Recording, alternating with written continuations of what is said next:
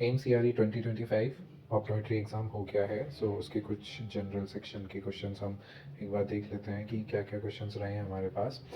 सो पहला एक क्वेश्चन हमारे पास आया था, बेनेवोलेंट का सिनोनियम हमसे पूछा था। सो सिनोनियम्स, ठीक है।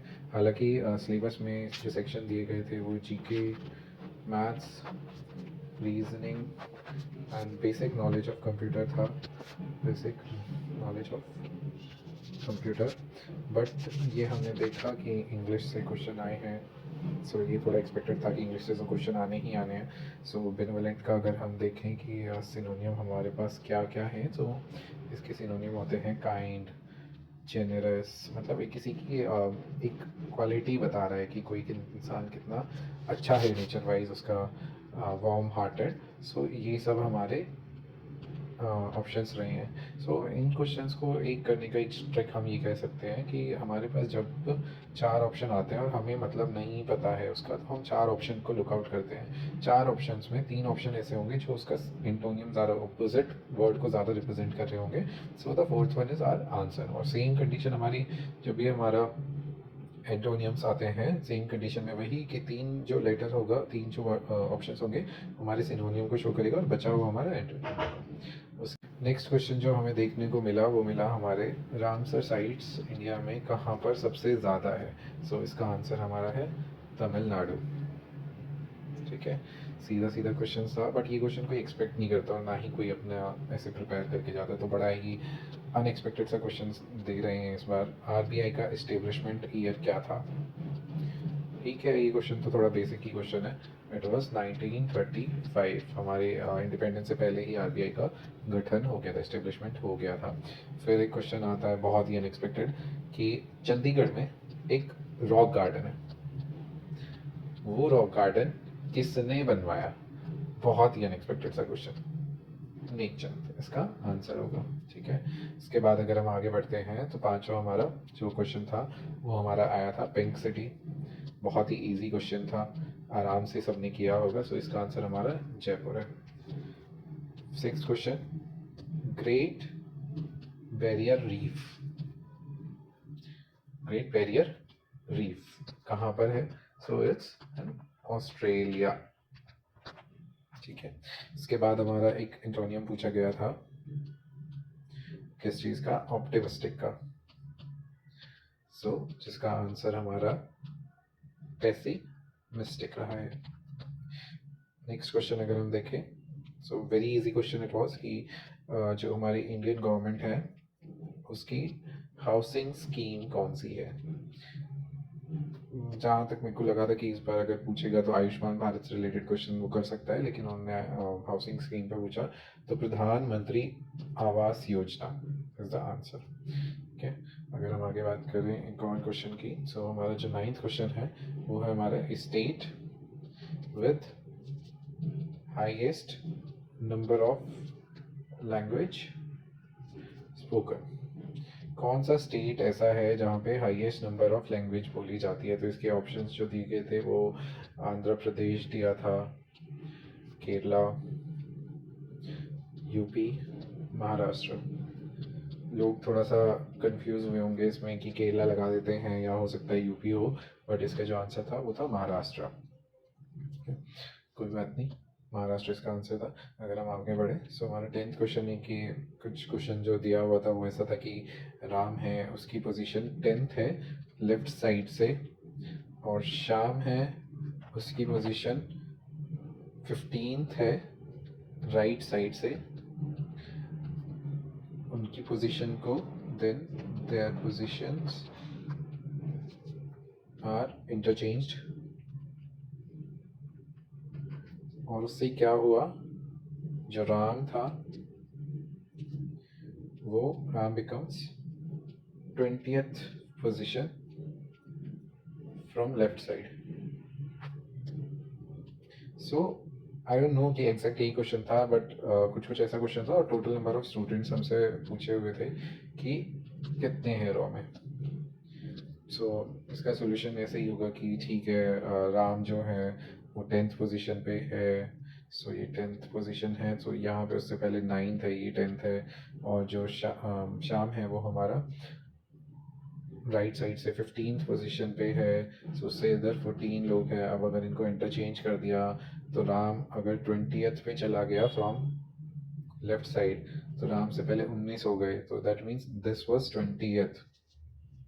सो उससे पहले ये 19 प्लस ये 14, तो 19 14 और एक ये भी। सो हमारा 34 students were there in the row. ठीक है, और उसके बाद हमारा एक जो क्वेश्चन आया था वो बहुत ही सिंपल आया था, जो मैथ से रिलेटेड था, कि एक बस है वो ट्रैवल कर रही है 50 किलोमीटर इन 40 मिनट्स।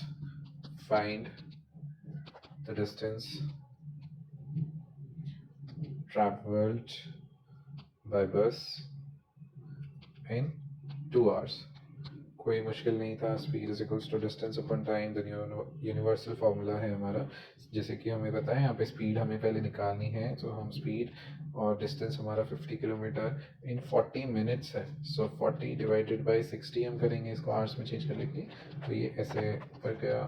ठीक है, सो 2 3 25, ये हमारा 65 किलोमीटर पर आ रहा है। अगर एक आवर में 75 किलोमीटर पर आ रहा है, और तो एक आवर में अगर हमारा 75 है तो इंटू में 2 कर देंगे, क्योंकि हमसे 2 पूछा है। सो 150 किलोमीटर डिस्टेंस वो ट्रैवल करेगा इन 2 hours, जो हमसे क्वेश्चन में पूछा गया था। फिर एक क्वेश्चन था, बड़ा ही इजी था, कि एवरेज अगर 5 नंबर का 20 दिया हुआ है, सो और 4 जो नंबर हैं वो है हमारे 15 18 22 एंड 25। सो हमें पता है एवरेज क्या होता है, कि sum of these divided by 5 is equals to 20 given है। इसको x मान लेते हैं, ये सब plus plus plus, it's easy. यहाँ से इसकी x की वैल्यू निकाल लेंगे तो हमारा आंसर आ जाएगा। एक इतना सिंपल मैथ्स आया है कि हद हो गई है। कि एक शर्ट थी, उसका प्राइस 200 रुपये है, एक जीन्स का प्राइस 300 रुपये है। सो 2 शर्ट और 3 जीन्स का, 3 पेयर जीन्स का प्राइस कितना होगा। तो यहाँ पे थोड़ा सा मेरे को क्वेश्चन में डाउट है। अगर उन्होंने पेयर बोला है तो pair is always 2, pair is always 2। वहाँ पे 3 बोला है तो हो सकता है ये 6 हो।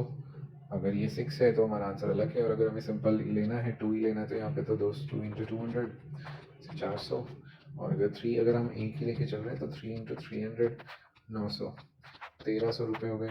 लेकिन जहाँ उसने पेयर बोला है, मुझे डाउट है कि ये पेयर है या नहीं है। सो अगर वो पेयर बोल रहा है तो यहाँ पे 6 हो जाएगा, 6 इंटू 300, तो 1800 प्लस 400 हमारा ये 2200 रुपये। ठीक है, एक कोई क्वेश्चन इंडस वैली से भी रिलेटेड रहा है। इंडस वैली सिविलाइजेशन से रिलेटेड एक क्वेश्चन था, उसका एग्जैक्ट मुझे आइडिया नहीं है, पता नहीं चला है कि क्या एग्जैक्ट क्वेश्चन था, बट समथिंग रिलेटेड टू ये था। एक हमारा क्वेश्चन था, फादर ऑफ ग्रीन रेजोल्यूशन। तो फादर ऑफ ग्रीन रेजोल्यूशन की अगर हम बात करें, फादर ऑफ ग्रीन रेजोल्यूशन, ठीक है, इतना ज़्यादा टफ क्वेश्चन ये नहीं है, मतलब इतना अनएक्सपेक्टेड नहीं है, बट इतना ये वाला पैटर्न थोड़ा एक्सपेक्टेड नहीं था एम्स से, कि एम्स ऐसा कुछ पैटर्न में दे देगा। तो इसका है MS स्वामीनाथन। ठीक है, सो ये हमारे कुछ क्वेश्चंस थे जो हमें पता चले कि इस बार ऐसे कुछ क्वेश्चंस पूछे गए हमारे मैथ्स में और जीके में। तो अगर मैं बोलूँ जीके की बात करें तो जीके के क्वेश्चन हमारे में थोड़े से हार्ड वाले साइड पे ज़्यादा रखूँगा। वहीं रही बात मैथ्स की, तो maths was way too easy. Reasoning का ऐसा कोई क्वेश्चन मुझे पता नहीं चला है अभी कि ये रीजनिंग से कुछ ऐसा क्वेश्चन आ रहा है। बहुत ही अनएक्सपेक्टेड एक चीज़ हुई कि कंप्यूटर का एक भी क्वेश्चन हमें नहीं देखने को मिल रहा है, और उसकी जगह पे हमें इंग्लिश, जो कि एम्स ने अपने सिलेबस में दिया ही नहीं है, नॉट इवन इन सिलेबस, फिर भी उसके क्वेश्चंस आ रहे हैं। सो वो एक थोड़ा सा हद है कि भाई जो आपने दिया नहीं, जो सब्जेक्ट आपने सिलेबस में मेंशन नहीं किया उससे आप क्वेश्चन दे रहे हो, जो सब्जेक्ट आप मेंशन कर रहे हो उससे आप क्वेश्चन नहीं दे रहे हो। वहीं पे क्या हुआ, नर्सिंग में जो एग्ज़ाम हुआ उसमें भी ये क्वेश्चन उठाया गया है, और नर्सिंग जो भी एग्ज़ाम दे रहे थे कि out of their subject 75 question, around 60 questions related to HIV। So पूरा का पूरा पेपर ही एक टॉपिक से बना दिया, और 15 क्वेश्चन हमारे के बाकी सब्जेक्ट से। सो बच्चों ने री एग्ज़ाम के लिए भी काफ़ी मेल वगैरह डाले हैं, जिस पे बच्चे को किसी क्वेश्चन में ऐसा पता चला है कि एक दो क्वेश्चन ऐसे आए थे जो थोड़ा इनकम्प्लीट जैसा साउंड हो रहा था। कि एक क्वेश्चन था कि हमारा अंडरलाइन रिलेटेड था, कि अंडरलाइन कुछ करेक्ट करना था, इंग्लिश का ये क्वेश्चन था, लेकिन उसमें अंडरलाइन ही नहीं किया हुआ था किसी भी पार्ट को, किसी भी सेक्शन को। सो अगर ऐसा कोई क्वेश्चन आपको देखने को मिला, so you can raise query, log in करो अपना और माई पेज पे जाके, और आप ये सब चीज़ों को रेज कर सकते हो। ठीक है।